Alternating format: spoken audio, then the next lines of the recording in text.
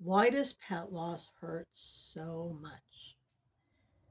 Hi, I'm Hindi. I created Great Paws and All. And if this is something that you're dealing with, then this video is for you. I know people always ask, why does it hurt so much? And I guess I want to ask, why wouldn't it hurt so much? I mean, you didn't lose a thing, you lost a someone. And of course, we all have our own unique relationships with our pets, but they were important and they mattered and they were such a big part of our lives. How could you not grieve when they're no longer with us? I think what everyone really is looking for, I certainly was, is a way to not hurt so bad. I can't even imagine how many books and articles and YouTube videos there are around about this topic. And here I am talking about the same thing.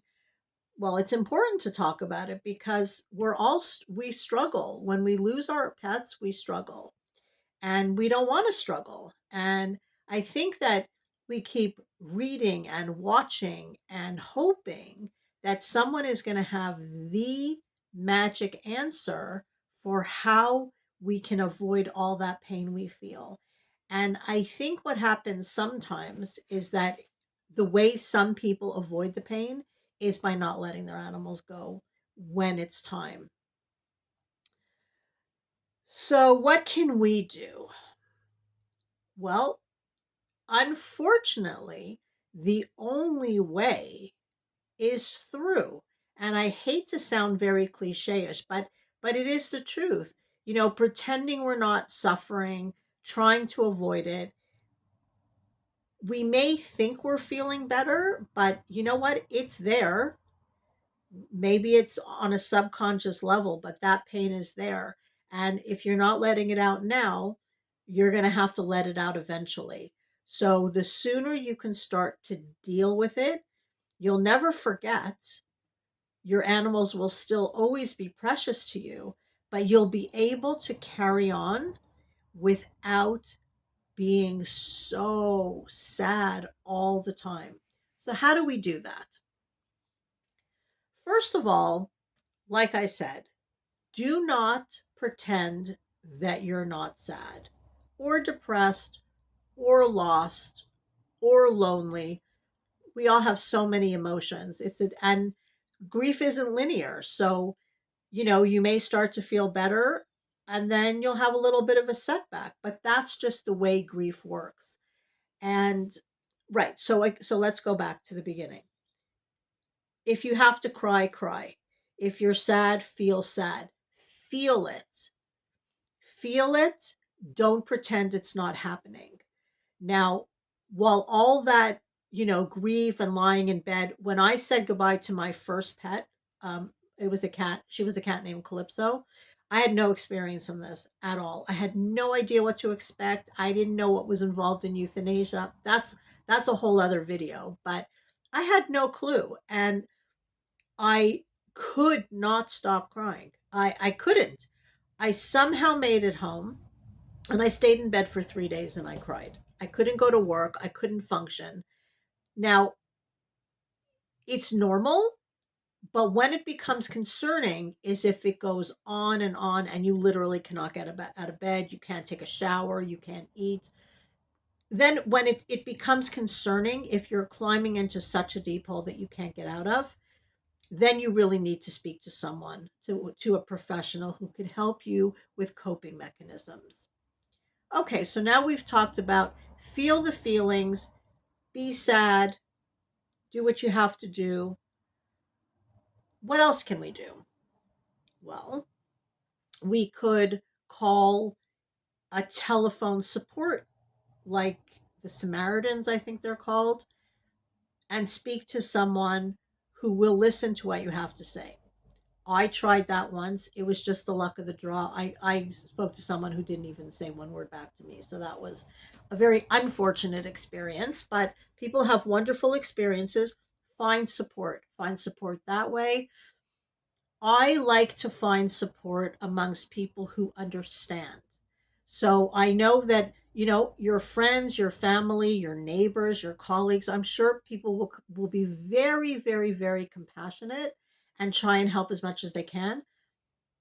But you don't want to end up in a situation where you're explaining yourself. You want to talk to people who get it, who've been there, who understand. So find yourself a support group. Your vet might be able to recommend someone. A local animal shelter often has support groups. You can find one online. Talk to people. Even if you're not ready to share, just finding yourself in a community of people who are, although everyone grieves differently, they still understand what you're going through. And you'll see how others are experiencing their grief, what tips they may have for helping them feel better. It makes a big difference. Another thing you can do is create a memorial, whatever that looks like for you. Do you want to make a scrapbook? Do you want to plant a tree? What I did once was I had a plaque made. One of my dogs, Bailey, was, I say, killed by an incompetent vet. Again, another story. And I had a plaque made for him that says Bailey's Garden because I was very into gardening at that point. So that helped. It's you wouldn't you maybe it's hard for you to imagine maybe now, but it's incredible how something like that can make a massive difference.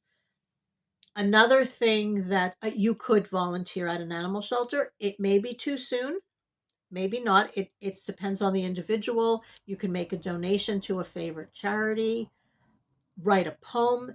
Many people find comfort in writing a letter to the pet that passed. One thing that made a big difference for me, again, a very horrible, tragic situation. But I couldn't get over the loss of my puppy mill rescue named Safi. I couldn't. I was in a hole.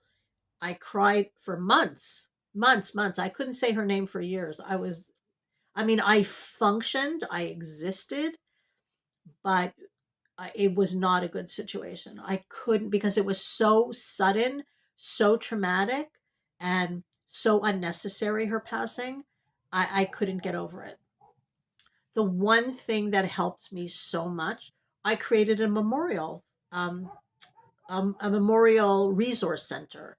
So it was called the Safi Pearson Resource Center, and I would set up every week in the local library, and I had resources on a variety of different pets, and I had a huge banner so you couldn't miss me when people walked in, and I was offering support for pet care for cats and dogs.